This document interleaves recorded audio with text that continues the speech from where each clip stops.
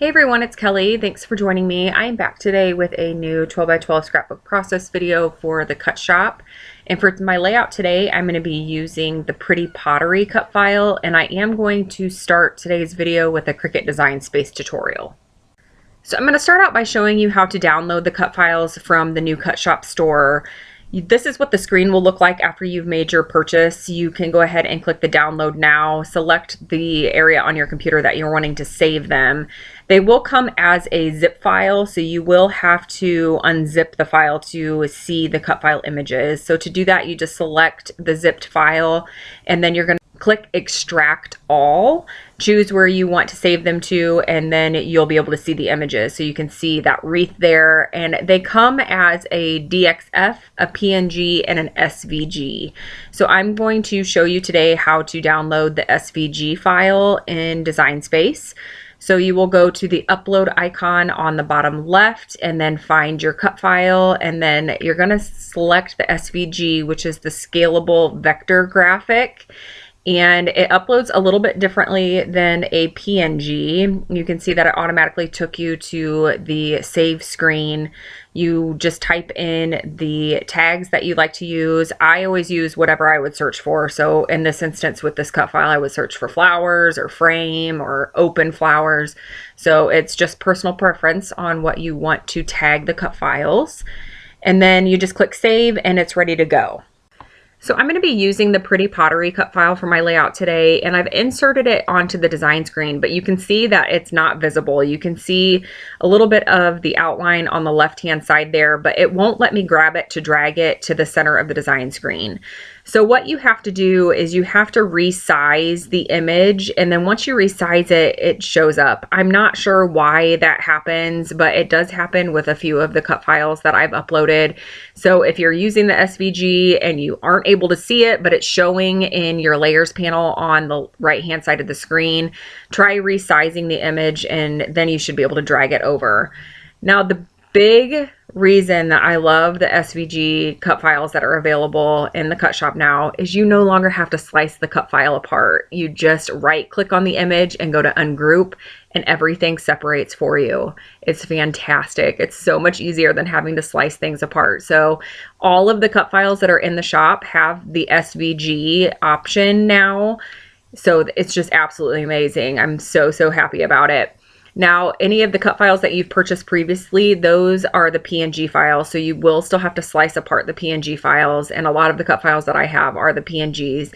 And slicing isn't really that big of a deal. I've shown it in multiple videos. You just are going to insert an image, place it on the portion of the cut file that you're wanting to remove or that you're wanting to cut. And you just select both the cut file and the shape that you've inserted and go down to the bottom right hand side and hit the slice icon, and it'll separate the cut file. And I've done that in almost all of my Cricut tutorials. So if you have a question on how to do that, just check out one of my other videos. I do it on almost every one of them. Okay, so for my layout, I'm going to be using two of these pots that are included in the Pretty Pottery Cut File, and I'm just working on sizing them. I've inserted a rectangle shape just to represent my photo, so that way I know how large I want to make the cut files. So I'm just working on getting those sized appropriately. I am going to weld the two images together because I want it to cut as one large piece. So to do that, I'm just going to butt the cut files up against each other so that way they're touching, and then I'm going to select both of those images and then go down to the bottom right hand side of the screen and click on weld. So I knew that I wanted to back this cut file with pattern paper, and you'll see in the process video once it starts that I decide that I'm just going to use a single sheet of pattern paper to back the cut file. So to make it easier on myself, I'm going to have the Cricut cut the paper for me. So to do that, I'm going to duplicate the image, and then I'm going to go down to the bottom right hand side of the screen to the contour icon. I'm going to select that, and then I'm going to select hide all, and it's going to turn the cut file into a solid shape, and then that way I can use it to cut that pattern paper. Now, to let the Cricut know that I want to cut this on two separate mats, I'm going to change the color so that way when I click the Make It button, you'll see that they will be on two separate mats. So that way I can use my white cardstock with the more intricate cut file, and then I can use the pattern paper with this solid shape.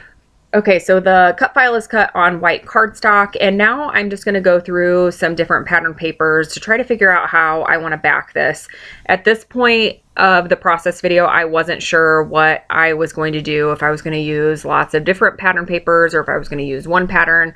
So here I'm going through and just checking out different options. And I decide that I'm going to use that hexagon pattern paper and just back the whole thing. So that's when I go back to the Cricut and I use the contour feature to cut that pattern for me. And I was also debating on what paper to use for my background.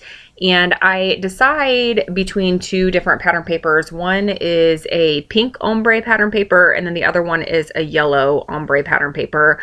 And I tend to gravitate towards yellow. It's one of my favorite colors to use, but I just really liked the way that the cut file popped off that pink background. So that's what I decide to use. I know that I want to do some hand stitching on this cut file, but I also know that I want to tuck my photo behind the flower on the left-hand side vase.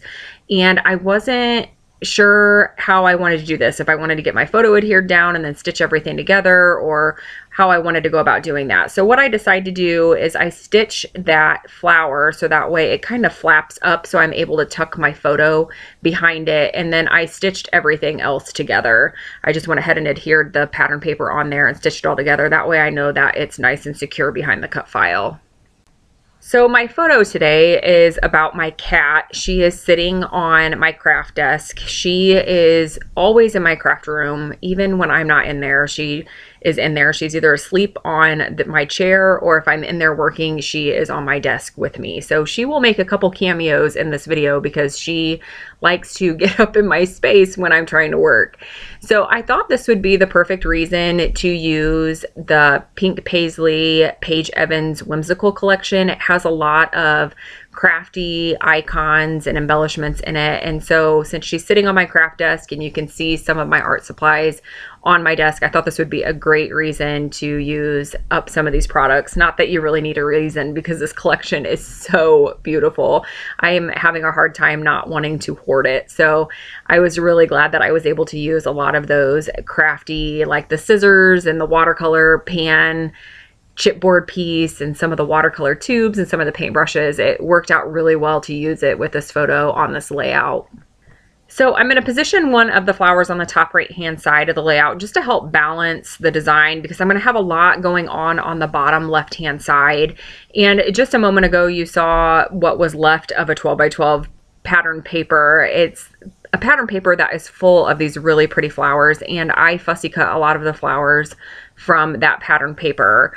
So I'm going to use one of those fussy cut flowers on the top right hand side, and then I'm also going to tuck some of those fussy cut flowers behind those vases just to add a little bit more interest and a little bit more detail and some extra little pops of color. And there you just saw my cat. I think that she comes back at least one more time in this video, so you may see her again.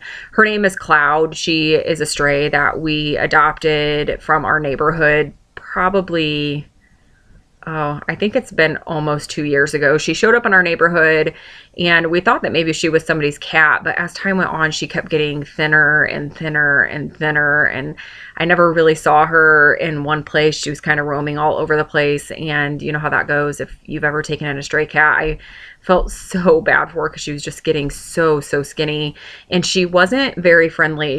We've tried to approach her a couple times and she would hiss and swat and didn't really want anything to do with us, but she got to the point where she was so hungry that she ran up to me one day out in the yard, and I gave her some food, and she didn't leave my back porch after I fed her that one time. So she became our cat, and she's gotten a lot friendlier as time went on. I'm not sure what her story is or what happened to her before she ended up with us, but she was very scared and very defensive when we first found her. So I am glad that she has warmed up to us, and she is a really good cat. She may show up in my room right now as I'm recording this voiceover, so if you hear her purring, just ignore that. But she's a good kitty. I really love her. She is a very fun animal. She has quite the personality. So getting back to the layout, I positioned pretty much everything where I thought that I was going to place it on the layout. And then once I had that position, I went ahead and just used a pencil to draw some lines on this pattern paper. And then I went to my typewriter to add the journaling. Now I did use some washi tape and a second piece of paper to hold this pattern paper down as it was running through my typewriter, because I was typing so low on this 12 by 12 piece of paper that I was worried that my typewriter might get a little wonky as I was typing because it didn't have much to grip to. So that's a good tip if you have the We Are Memory Keepers typecast typewriter, just to use some washi tape, adhere it to another piece of paper, and then it runs through a lot easier and it grips in there a lot better, so your typing is a lot more clear and it's easier to read. Now I did add some white splatters to the background, and I thought that I would just use some acrylic paint, but I was feeling kind of lazy this day and didn't want to have to get out a paintbrush and get out water and then have to clean my brush. So I had purchased this Dylusions white mist, and I wasn't sure how well it would show up. I have some other white mists that they almost dry iridescent and you can't really see them, but this one stays pretty true to color. So I was pretty impressed with this. I think that it's something that I'll definitely reach for over and over again. So if you're looking for a white mist, I would recommend this one, and I will link to it in the description box below if you'd like to check it out. So I'm still just adding some embellishments. I did go ahead and add the title on the upper right hand side, and I'm going to use that artistic, that is a die cut from the Whimsical collection, and then I did use some of the alphas to spell out the word cat. I'm still just working on fussy cutting some more of these leaves and flowers that I'm going to tuck behind those two cut file images. And I'm pretty happy with how this is coming together. It's pretty busy, but it's very colorful and bright and happy, and I really like how it's coming together. So I play around with these flowers for quite a while. I was trying to figure out how much I wanted to tuck behind those vases and how much I wanted to have showing. I didn't want it to be too crazy busy, but I wanted to have a little bit of interest behind those cut file images. And in just a moment, Cloud is going to show up in the camera again. I thought that she was in this video at least twice. So in just a moment, she's going to walk across my desk as I am adhering all this down. She actually jumped up on my desk when I had put those white splatters on there, and some of the splatters got smeared because she walked across it as it was still wet, but thankfully it was where the cut file was going to sit, so you can't really tell that she had smeared those, but she's just funny. All right, so I'm still working on getting those flowers tucked exactly as I would like, and I do grab some of the floral die cuts from this collection. This collection's been out for a little while, and I'm sure that most of you have seen what's available in it, but there is a die cut pack that is all flowers and all florals and leaves and just absolutely gorgeous. So I used some of the leaves from that pack just to tuck behind there, just for some extra pops of gold and just, again, just for some added interest.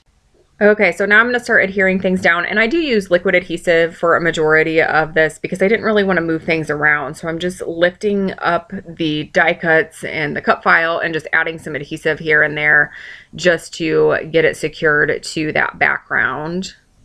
I'm still going to work on adding some embellishments. I do grab some more of the puffy stickers, and then I also grab the sticker book and just kind of flip through there to see what I can add. I'm going to add some butterflies because why not? They're super cute. They're so tiny. I love all of those tiny little puffy stickers that are included on that sheet. Now I did have a little bit of blue in those fussy cut flowers behind those vases, so I felt like I needed to add a little bit of blue in each of those flower clusters. So I went through the sticker book and I found some blue leaves. So I'm just going to tuck those behind that flower with the white leaves. And I like that pop of blue that it brings there. I feel like it really ties those three clusters together. And I'm going to add a few more of those flowers from the sticker book on the top right hand side of the layout just to add some more color and just to fill in that area a little bit more. And then I was looking at the journaling area and I felt like it was just kind of floating there. I didn't feel like there was enough separation at the top and the bottom. So I decided to grab one of my roller stamps, and it has an outline of hearts on it, and I thought that I would add those on the top and the bottom, and I don't really love that. I'm kind of wishing that I wouldn't have done it, but it's done. There's really no way to hide it or save it or remove it, so I'm just going to go ahead and leave it there. I thought about maybe adding some more stickers, but I felt like I just had enough going on that adding stickers to cover that would just be too much. So here I'm holding it a little bit closer to the camera so you can see it in a little bit more detail, and I will have still shots at the end here also. If you have any questions about the cut files, about the products or the techniques that I use, please feel free to leave a comment below. I'm always happy to answer any questions. I do want to thank you all so much for watching, and I will be back again very soon with a new process video. So I hope you all have a great week.